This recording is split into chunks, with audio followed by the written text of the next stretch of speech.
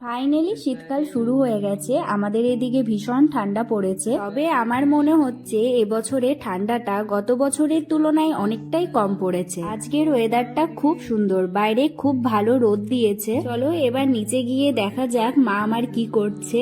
জানো তো, আমি এখন সারা দিন মায়ের কাছেই বসে থাকি, মায়ের সাথে গল্প করি, ভীষণ ভালো লাগে। যেদিন মায়ের চেক আপের জন্য হসপিটাল গেছিলাম আবার, সেদিন এই 3টে গোলাপ ফুল নিয়ে এসেছিলাম নার্সারি থেকে।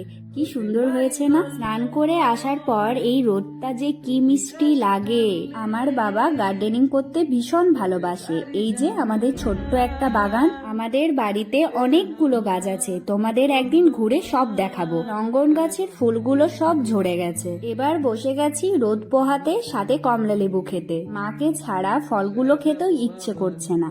মায়ের খাবারের ওপর অনেক রেস্ট্রিকশন পড়ে গেছে এখন। যাই হোক, তুমি তাড়াতাড়ি সুস্থ হয়ে ওঠো মাম্মি। জানো, মায়ের এখন আবার নতুন হবি হয়েছে উলের কাজ করা। মা খুব ভালো ভালো উলের কাজ জানে। লাঞ্চ কমপ্লিট, এখন এবার একটু মুভি দেখবো। আমার মুভি দেখতে খুব ভালো লাগে। লকডাউনের সময় একদিনেই 4-5টা করে মুভি দেখতাম। আচ্ছা, তোমরা কি কেউ গেস করতে পেরেছো আমি কি মুভি দেখছি? এই মুভিটা দেখতে দেখতে আমি একদমই চোখের জল ধরে রাখতে পারিনি। সেজন্য আমার স্যাড এন্ডিং বালা মুভি দেখতে একদমই ভালো লাগে না। সন্ধ্যা হলেই মনটা কিরকম খাই খাই করে। আজ ভাবছি নতুন একটা রেসিপি ট্রাই করব।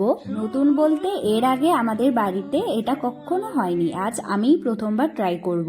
যেদিন থেকে ফুলগুলো এনেছি সারাদিন শুধু আমি ফুলগুলোকেই দেখতে থাকি। খুব ভালো লেগেছে আমার ফুলগুলো। অনেকটাই লেট হয়ে গেল, আবার অনেকটাই সন্ধ্যা হয়ে গেল। এখন আমি আর সাথী যাব চিকেন আনতে। আমরা আবার শর্টকাট রাস্তায় যেতে গিয়ে একটা কাদাবালা অন্ধকার রাস্তায় ঢুকে পড়েছি।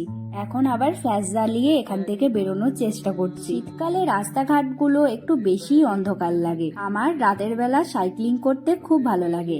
আমাদের এখন চিকেন নেওয়া হয়ে গেছে, এখন যাচ্ছি বাড়ির উদ্দেশ্যে। আজ বানাবো ফ্রাইড চিকেন, পুরোটাই নিজে বানাবো। মা একটুও হেল্প করতে পারবে না। আমি না দাঁড়িয়ে দাঁড়িয়ে ভাবছিলাম কোনটা আগে শুরু করা যায়। যাই হোক, পুরোটাই রেডি করা হয়ে গেছে। চিকেনটাকেও ম্যারিনেট করে রেখে দিয়েছি। আজ আমি বুঝে গেছি আমি কিরম রাঁধুনি। এটুকু করতে গিয়েই হাঁপিয়ে গেলাম।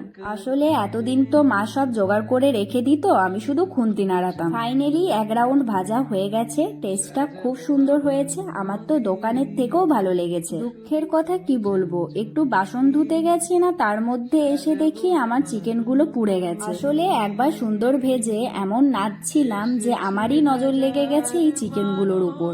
আমাদের পিহুর কিন্তু এটা খুব ভালো লেগেছে। আর করব, নিজের রান্নার তারিফ নিজেকেই করতে হচ্ছে। তবে যাই বলো, খেতে কিন্তু ভালো হয়েছে। মনে হচ্ছে আস্তে আস্তে সব রান্না শিখে যাচ্ছি। এবার একটু বাবাকেও দিয়ে আসি।